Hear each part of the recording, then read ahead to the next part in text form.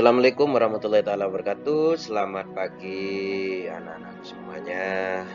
Selamat berjumpa kembali di pagi yang cerah ini. Semoga kita semua selalu diberikan kesehatan oleh Allah Subhanahu wa taala dalam lindungannya. Apalagi saat ini masih tetap di kondisi yang sama, yaitu masa pandemi COVID-19. Baiklah anak-anakku, kita sekarang akan belajar tema 1, selamatkan makhluk hidup. Subtema 2, hewan sahabatku, pada pembelajaran kelima. Nah, tentunya pelajaran ini kita membutuhkan konsentrasi dan fokus yang lebih tinggi anak-anak semuanya. Untuk itu, mari kita simak penjelasan berikut. Secara kondisi geografis yang sama membuat negara ASEAN, di ASEAN ya, negara-negara di ASEAN memiliki persamaan dalam kegiatan ekonomi terkait hasil buminya. Ini, karena adanya geografis, memiliki kesamaan dalam kegiatan ekonomi terkait hasil buminya. Hasil bumi di masing-masing negara itu memiliki kesamaan anak-anakku semuanya, baik di bidang pertanian, kemudian perikanan, laut ya. Nah, yuk, untuk lebih jelasnya mari kita pelajari lebih lanjut.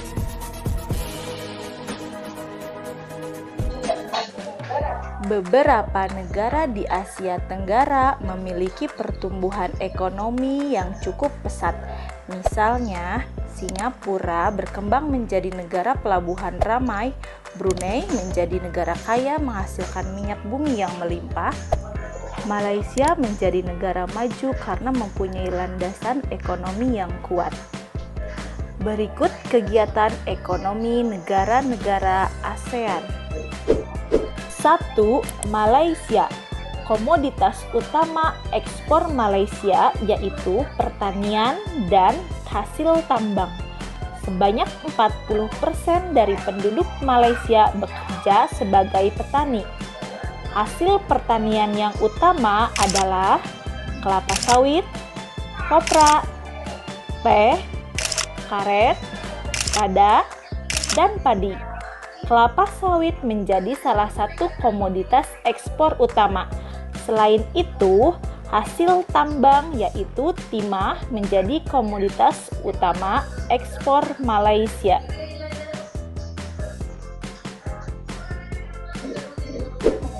2. Singapura. Penduduk Singapura sebagian besar bekerja di bidang perdagangan dan industri. Kegiatan perdagangan menjadi jantung perekonomian di Singapura.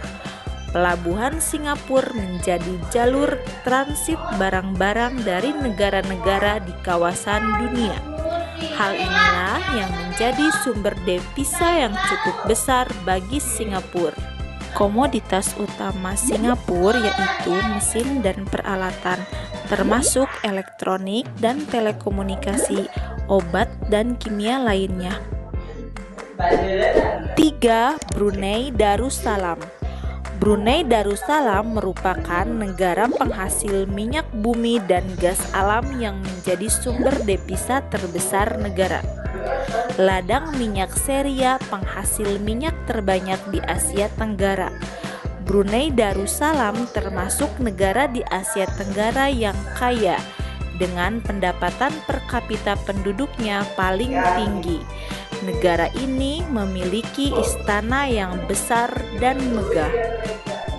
Komoditas ekspor utamanya adalah minyak mentah, produk-produk perminyakan, dan gas alam. 4. Thailand.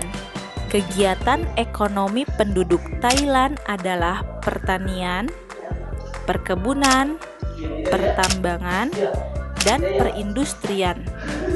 Thailand dikenal sebagai lumbung padi di Asia Tenggara karena negara ini menghasilkan beras dalam jumlah besar.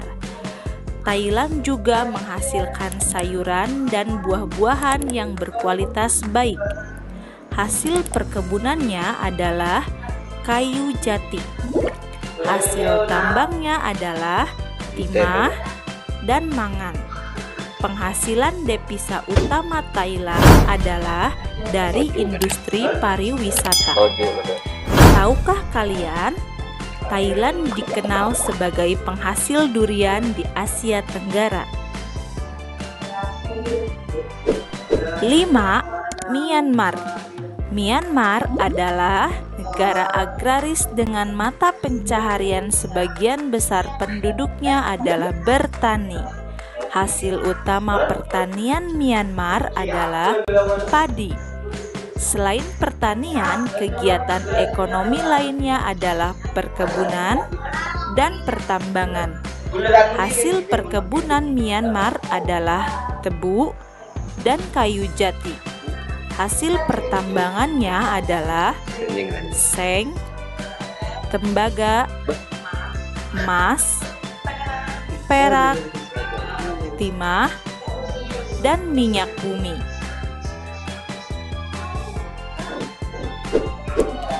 6. Vietnam.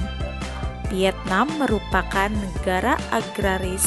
Oleh karena itu, mata pencaharian sebagian besar penduduknya adalah bertani. Hasil utama pertanian Vietnam adalah padi. Hasil pertanian lainnya adalah jagung, kapas, ubi jalar, teh, dan tembakau. Selain pertanian, kegiatan industri dan pertambangan juga dilakukan sebagian penduduk. Hasil industri Vietnam antara lain tekstil, semen, pupuk, dan ban. Hasil pertambangannya adalah emas, biji besi, timah, gamping, dan seng. 7. Filipina. Mata pencaharian penduduk Filipina sebagian besar adalah bertani. Selain itu, penduduk Filipina bekerja di bidang pertambangan dan perindustrian. Hasil pertanian Filipina antara lain padi, kelapa, serat abaka, nanas, dan gula. Negara ini dijuluki Home of the Green Revolution, yang berarti rumah revolusi hijau. Revolusi hijau adalah gerakan perubahan dalam sistem pertanian agar menghasilkan padi yang berkualitas tinggi dalam waktu yang cepat. 8. Laos. Sebagian besar penduduk Laos bekerja sebagai petani. Lembah Sungai Mekong menjadi lahan pertanian yang subur. Hasil utama pertanian Laos adalah padi dan jagung. Hasil lainnya berupa sayuran, pepaya, pisang, dan kelapa.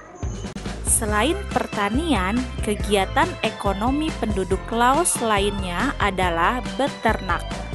Hasil ternaknya antara lain sapi, kerbau, dan unggas. 9. Kamboja. Kamboja merupakan negara agraris karena sebagian besar penduduknya bermata pencaharian sebagai petani. Kegiatan pertanian banyak dilakukan sepanjang Sungai Mekong dan di sekitar Danau Tonle Sap. Padi termasuk salah satu hasil pertanian terbesar Kamboja. Selain padi, karet juga dihasilkan dalam jumlah sangat besar. Yang terakhir, negara kita tercinta, Indonesia. Sebagian besar penduduk Indonesia bermata pencaharian sebagai petani. Oleh karena itu, Indonesia termasuk salah satu negara agraris di ASEAN. Komoditas utama Indonesia yaitu kelapa sawit, tekstil dan produk tekstil, karet dan produknya, kakao dan olahannya, biji kopi, produk hasil hutan seperti kayu lapis, bubur kayu, kertas, dan batu bara, serta energi geotermal. Nah, anak-anak, sekian penjelasan singkat tentang kegiatan ekonomi negara-negara. Nah, itulah tadi beberapa penjelasan tentang kesamaan kegiatan ekonomi di berbagai negara ASEAN. Nah, di bidang pertanian, itu kita bisa melihat di sekitar kita, seperti padi. Di bidang pertanian pasti banyak kesamaan dengan negara-negara yang ada di dalam ASEAN. Baik, untuk selanjutnya anak-anakku semuanya, kita perhatikan hewan. Hewan adalah sahabat kita. Hewan sudah memberikan yang dibutuhkan manusia dalam kehidupan. Ada hewan yang digunakan jasanya, bagian tenaganya, seperti kuda misalnya. Kemudian digunakan dagingnya, seperti ayam potong, sapi. Ya, itu kegunaan hewan yang kita dapatkan, atau manfaat-manfaat hewan yang kita dapatkan dalam kehidupan kita sehari-hari. Baik, untuk selanjutnya kita ke materi SPDP. Nih, foto di samping adalah patung di Indramayu. Buah mangga merupakan identitas kota tersebut. Nah, jadi patung Nusantara itu bisa dijadikan identitas sebuah kota ya, anak-anakku semuanya, patung Nusantara.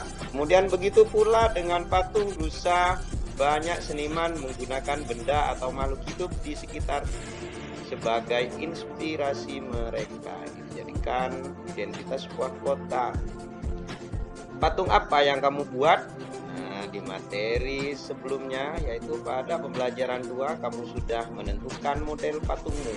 Lanjutkan kreasimu sampai selesai. Nah, itu ya tugasnya, diselesaikan itu kreasinya. Saat mengerjakan patungmu, kamu harus sabar dan bekerja dengan tekun. Itu dia untuk materi pembahasan SPDB pada materi saat ini, di membuat patung Nusantara. Baik anak-anakku semuanya, setelah kalian mengerti materi semuanya, silakan kerjakan tugas berikut. Tugasnya akan Pak Guru kirim via grup ya, linknya nanti Pak Guru kirim seperti biasa Google Form ya. Kemudian tugasnya, soal-soalnya Pak Guru ajak agar kalian dari kalian untuk belajar kelompok. Selalu patuhi prokes, protokol kesehatan. Selamat bekerja, selamat bertugas. Semoga sehat selalu. Sampai bertemu di materi selanjutnya besok pagi. Pak Guru akhiri sampai di sini. Wabillahi taufiq wal hidayah. Assalamualaikum warahmatullahi taala wabarakatuh.